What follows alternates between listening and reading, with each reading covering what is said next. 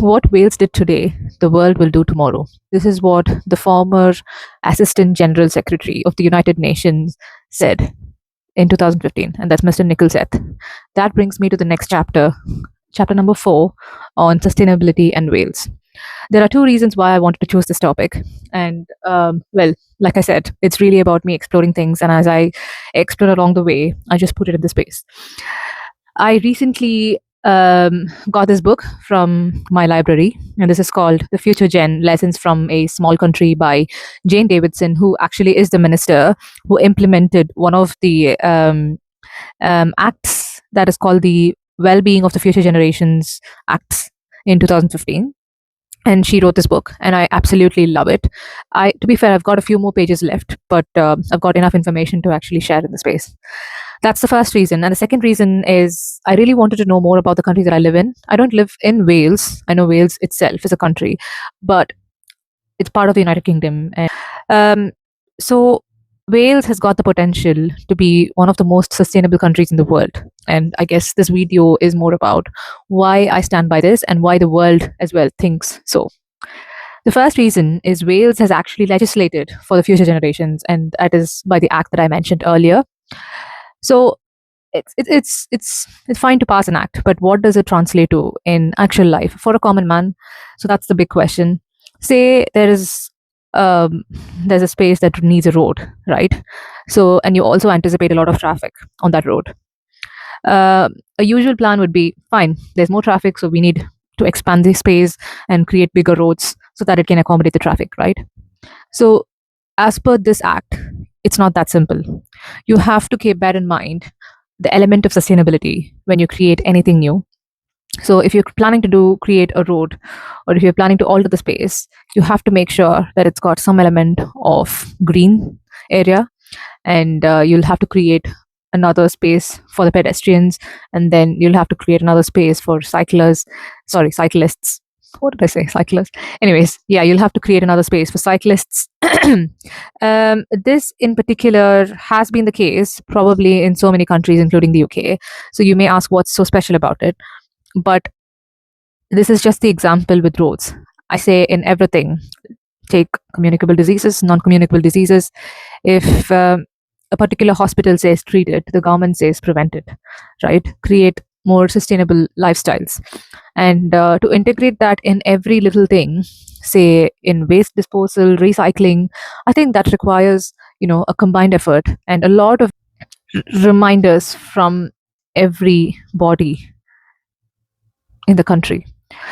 So I think in that regard, this act has been a very impressive initiative. And so that's the first reason.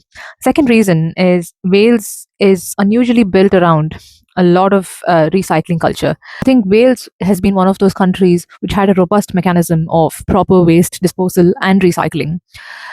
For example, in in the year 2024 to 2025, Wales has reported a 68.4% of municipal waste recycling, which is a very impressive number in my eyes. So I think that tells you a lot about how responsible the citizens are as well in terms of waste recycling, and the government as well has taken a lot of initiatives to help to aid people get into the practice of doing this. So that's point number 2, and the third point that I do want to put across is Wales generates 54% of renewable electricity and targets to go 70% by the year 2030 and almost 100% by 2035. It's a very ambitious goal, and it's safe to say that they are on the right track, though, because you can imagine that all the country already generates more than half of the energy from renewable electricity. So that's a good start, but still ambitious. I am still going to give them the credit because, you have to dream about something to get close to that, right? Point number 4 is the landscapes. Now, anybody who's visited the country would agree with me that Wales has got an amazing bunch of landscapes.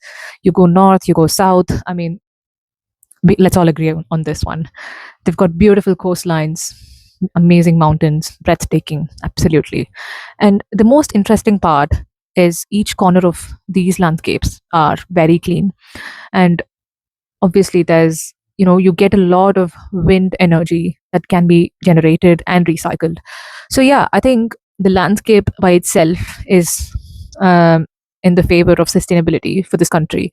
And I think the government and the people are taking um, robust measures to make sure that all of this is preserved and not contaminated. Point number 5 is population. Now, I'm a huge believer of population being the key, the number being the key to making sure that a system functions well. Smaller the population, better the results. Because the population of Wales is around just 3 million people. Now, I know 3 million is a lot of numbers, but imagine this to a country with like a huge population like India or China. Ultimately, it all boils down to self discipline, but I still believe when you pass legislations, when you build a core value amongst the population, it is much manageable when the population is as low as 3 million or not 1 billion, right? And I think from historically, people have the localites have been very much um, involved in protecting the nature, so that helps. It's been a generational factor, and all that the government has to do is to carry it forward, right? And before I finish this video, I would like to say every good thing also has its caveats and exceptions. And I'm not saying Wales is exceptionally good in all ways. Obviously, it's got its flaws, particularly financially. Uh, I mean, we live in a world of capitalism, and we've got so many other countries coming up with so many other initiatives. But a country forming nature and sustainability as its core is something impressive, and we have to give credits to that. This is something I might be wrong about. I just overheard this somewhere. I can't remember where, but that was a factor that really intrigued me to learn more about Wales and sustainability. So, in the most recent records, apparently Wales is one of the top 5 countries in the world that is sustainable, right? I think Germany is one of the other countries. But that tells you a lot about where the country is headed and what its potential is.